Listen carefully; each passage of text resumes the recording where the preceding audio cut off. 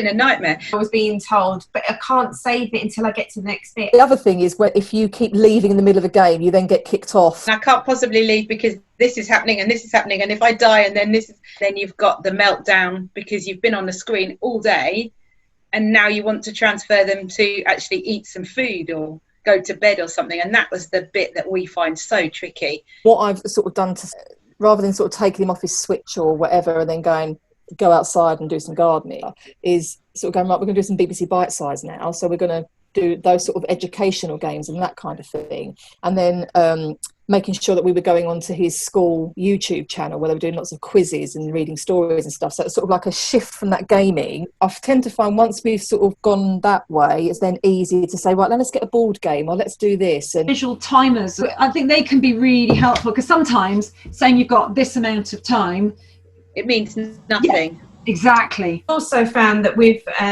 my boys, so 1 hour was too tight. A game takes an hour, and him knowing he's then got to come off instantly, and it's like if he hasn't started instantly, then I might be just cutting him off before he gets to collect his whatever he needs to collect afterwards.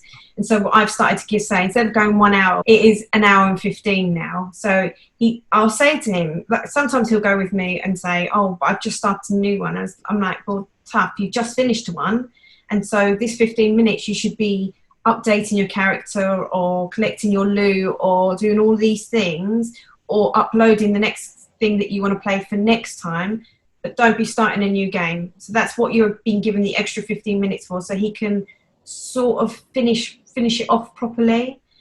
That's a brilliant example of how it's really useful to come up with some kind of agreement with your children, so that you can talk through things like that, and to have something written down, because then if anything's not working, then you can sit down with your kids and actually problem solve that together and come up with an alternative that's going to work better for everyone. Kids with SEND, visual, it can be such an important way of reinforcing the verbal.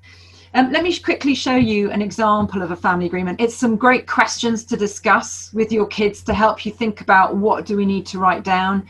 So they're getting started. What do we enjoy doing online? What do we use the most? Managing time online. How long do we spend on our devices? Here's the agreement itself. So who's this agreement for? We agree to.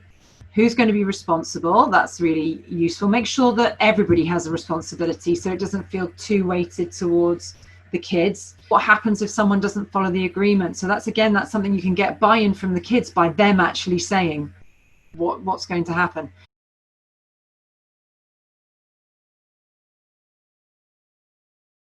What I like about the family agreement is it's not a place where parents write down what they want their kids to do.